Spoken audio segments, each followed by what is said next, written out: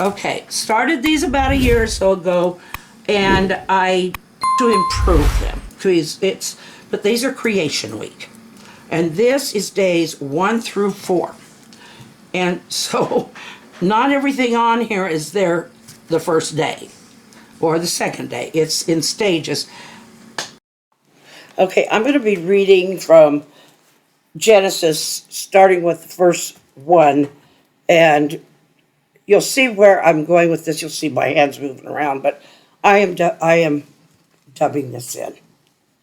In the beginning, God created the heaven and the earth, and the earth was without form and void, and the darkness was upon the face of the deep, and the Spirit of God moved upon the face of the water.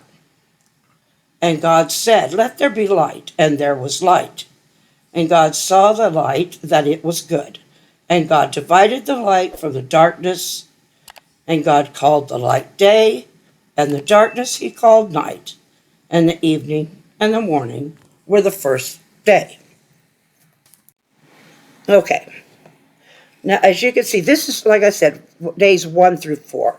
So here I am going to paint this where the Spirit of God is moving over the waters.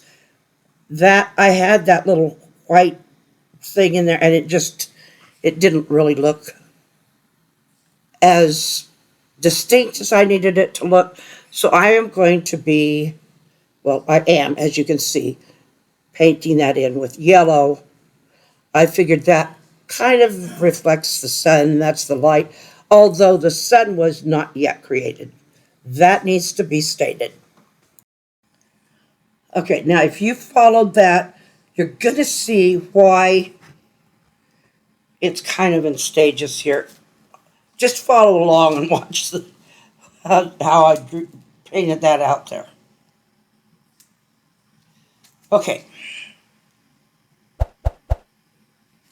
And God said, "Let there be a firmament in the midst of the waters, and let it divide the waters from the waters." And God made the firmament and divided the waters which were under the firmament from the waters which were above the firmament, and it was so. Okay, that's why I've got that blue ring, kind of a watery ring around. That is the water above the firmament. I don't know if it was in clouds or if it was just like that, but it created that, at least what people call that greenhouse effect at the time, that they think maybe is why people lived so long, or might have been part of God's plan of that. Okay, up until Noah anyway. And God called the firmament heaven, and the evening and the morning were the second day. So the verses may be a shorter read, but it's not a lot less to do, because there's still water all over the earth, but now it's been separated from the water. Some of the water is now in the heavens. This is my visual portrayal of what I'm understanding when I read this. So I'm not any kind of expert. But I am a Christian, and I have been studying this pretty much all my whole life. I haven't been in Genesis my whole life, but this is how I am understanding. This was the second day. Okay, now we're on the third day.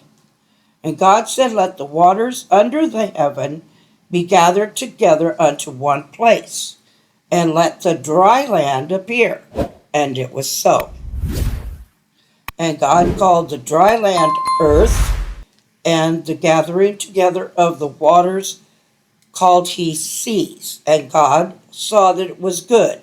And God said, "Let the earth bring forth grass, and herb yielding seed, and the fruit tree yielding fruit after its kind, and after its kind, whose seed is in itself. In other words, they produce their own seed upon the earth. And it was so.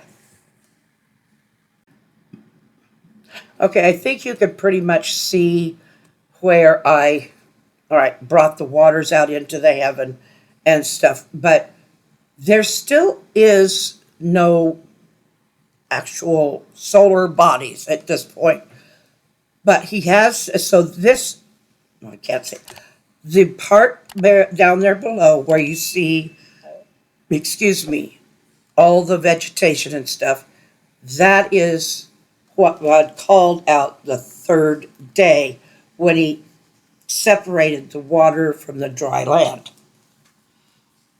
Okay, and that was on the third day. Okay, now we are on verse 14, and this is the fourth day, the beginning of the fourth day. And God said, "Let there be light in the firmament of the heaven to divide the day from the night, and let them be for signs and for seasons and for days and years. And let them be for lights in the firmament of the heaven to give light upon the earth." And it was so. And God made two great lights, the greater light to rule the day, and the lesser light to rule the night. He made the stars also. And God set them in the firmament of the heaven, and gave light upon the earth, and to rule over the day and over the night, and to divide the light from the darkness. And God saw that it was good, and it was the evening and it was the morning, were the fourth day. Okay, that is where this painting has gone. And like I said, well, you can see I'm painting over what I had drawn there, or painted there as a sun. It just wasn't very satisfactory. It looked like something out of a kid's coloring book. So I thought I would, that's one reason I'm going through these, is to make them better. And because I would like to be able to donate these somewhere or do something with them, and I want them to be able to point to something and say, this is, what we're talking about. So I'd kind of like them to look pretty good. So this is the greater light is our sun. Now we know the moon does not set off its own light. It reflects the light of the sun while the sun is on the other side. Now, we're on this little earth here, and we think that but you got to think of the moon and the sun. They're way out there the sun is very capable of still giving some light around that moon, and that moon collects that light. And so I'm painting it yellow because it's the lesser light.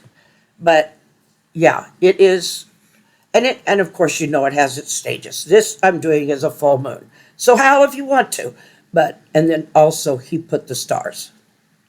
He put all the stars in the sky. And I put, one of our kids called it a dripper. I don't remember, I think it's the Big Dripper. The Big Dipper. And Polaris, is the one that is right above the North Pole. So they call it the North Star, or I think it's Polaris. Anyway, so I put that there. It's the only constellation I drew, believe me. Probably the only one I will.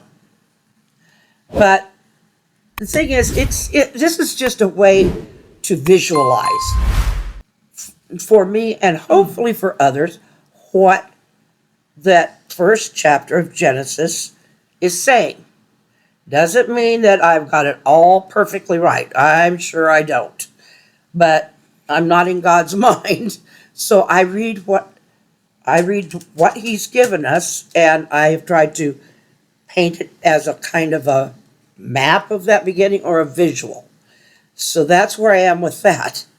So then I am going to go and start working on day 5. Okay, day 5. I think you can see that I've got something started here. Okay, I had put, this is like I said from last year, and I'm trying to fine tune it. I would like to be able to donate these somewhere. And I just thought it would be interesting to bring this back out. So forgive me, I am not a cartographer, but I did try to do some fun things. You see there on the bottom, I put a little penguin down on the Antarctic. So, and just a little coral reef around what I would call Australia. It's not it's not even near an exact match, but I'm going to read to you what happened on day 5, and hopefully you will understand a little bit of what you see. Okay, here we go. And God said, "Let the waters bring forth abundantly the moving creature that hath life, and the fowl that may fly above the earth in the open firmament of heaven," the sky. And God created great whales and every living creature that moveth, which the waters brought forth abundantly, after their kind, and even winged fowl after his kind. And God saw that it was good. And God blessed them, saying, "Be fruitful and multiply, and fill the waters and seas, and let the fowl multiply the earth." And the evening and the morning were the 5th day. This one, day 6. This is the one where I want to put a lot more distinction in, because this is when he brings humans to the earth. And there's a lot that happens that day. So I am going to say good night. Well, it's still day here, but good night, good day, good morning, good evening. Don't wake up, but see you tomorrow. Anyway, I love you. That was a nice smacky one. Smile and wave and share that. And I will see you tomorrow. And we'll work on day 6. Our hearts beat to the city streets. We began to feel the fire.